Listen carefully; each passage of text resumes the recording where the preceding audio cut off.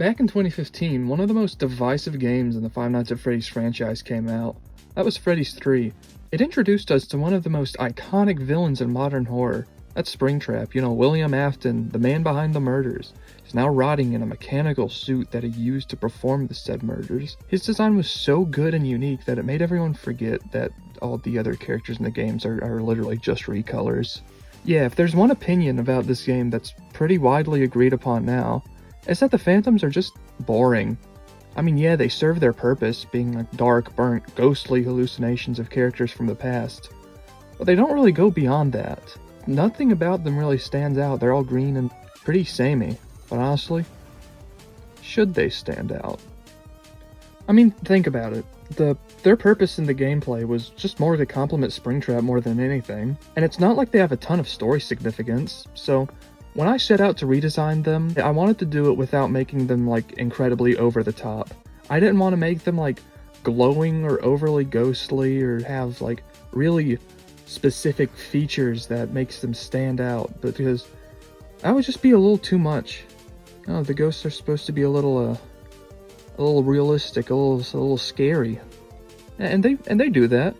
I just wanted to change up their proportions and give them some traits that would make them fit together a little bit more. And no, I'm sadly not going to be redesigning Springtrap in this episode. If you haven't watched the other parts of this series, I'm only setting out to, like, redesign characters that I actually feel need redesigning. And Springtrap is iconic for a reason. He's cool, he looks good, he's sleek and good, and just, he's a really good design. So, yeah, here we go. And here's a little warning, if you notice how light the coloring is on these, it's only to show clear detail. They're very dark in game, and these designs would probably also stay pretty dark. First off, might as well start off with the first one I did, that being Phantom Freddy. There's been a debate for a pretty long time on whether Phantom Freddy is missing a leg or not. We never see his lower half in-game. It's just there in a single extended render where his lower leg is missing. But that could just be because we don't see it, so why bother putting it there? This wouldn't really be a big deal, but this led to his leg being missing on some official merchandise. Either way, I added the missing leg to my redesign just to make it a bit more unique, so here it is. As you can see, I didn't really do that all too much to it. I wanted to make a unique style of withering and damage for the Phantoms to separate them from their withered counterparts. I made it to where they are mostly, undamaged, but the damage that they do have is just, giant chunks taken out of them in just certain areas. So Freddy's leg, torso, and ears have, large notable chunks taken out of them. I also did design, a semi-unique endoskeleton for the Phantoms since they didn't really have one. I didn't make, a full design, but with the exposed parts you'll see through these designs, you can get the rough grasp of what it's supposed to look like. After giving him a slightly more detailed nose and a single button to unify him with Springtrap, I was done with the design. While he probably wouldn't be anyone's favorite character, none of these Phantoms would be. He ended up being just a bit more unique, with a bit more going on, so I like how he turned out. Next off, I did Phantom Chica. She was weird in the original because she didn't really have any damage unlike the others, and that's only because she reused her model from the first game, not the second. So I changed that up in the redesign. Here it is. Besides the obvious changes to differentiate her from previous Chica variants, like the upper teeth, I also removed the text from the bib just because of how cluttered the original was. I also gave her some weird, side flaps on her mouth. I thought that they could expand when opening her mouth, similar to how Balloon Boy works. I thought that would be a neat idea for all the Phantoms to contort in their own, subtle ways because, they're not real, they're ghosts, and spooky ghosts do spooky ghost things. But besides that, this design was really simple, so there isn't really much to say about it. On to the next. After Chica, I did Foxy. He differs from all the other Phantoms because, well, he isn't green like the others. This is kind of weird because it leads to the fact that he's just a slightly altered withered Foxy, even more obvious. So I made him just a little greener while still keeping him a little warmer than Freddy, shade-wise. Here it is. I altered his head shape a good amount. This led to me making the side of his jaw damaged to just alter him a little bit more from withered Foxy. I kept the missing arm, but I added a large chunk taken out of his left side too, you may notice that I made the lighter's stomach area damaged a bit more than the rest of the torso.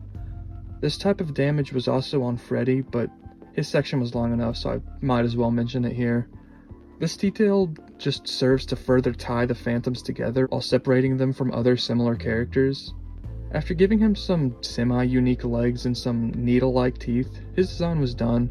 Again, I really like how just this differs from the redundancy of the original design. It's just different and a little cool, and I like it.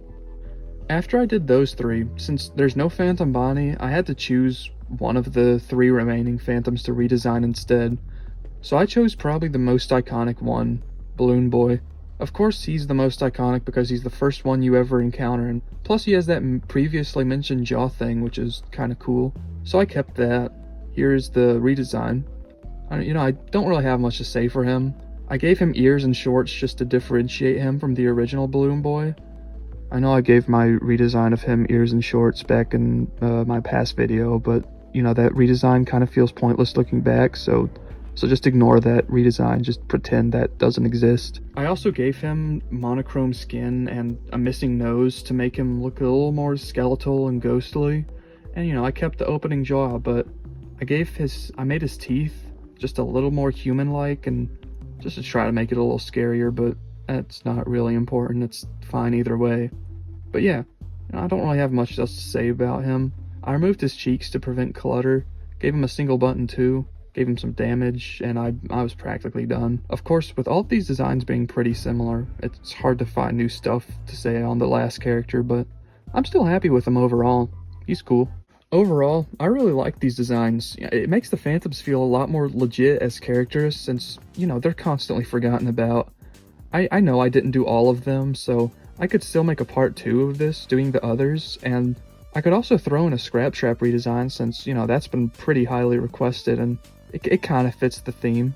But I'll take a moment to just thank you all for supporting me. As soon as I started getting demotivated on YouTube, I just randomly got a ton of support on these videos specifically. I mean, I know it's not much in the grand scheme of YouTube, but it's pretty surreal that some of you watching me are like genuine fans of these videos. Like, seeing people actually excited for these is crazy. And I know that sounds kind of stupid, but I mean, some of you actually like me as a content creator. Ugh. Thanks for the support, and yeah, I'll see you in the next video. And I'm also an animator. Probably should have mentioned that before, but yeah, I animate stuff. Look at that. Ain't that so cool?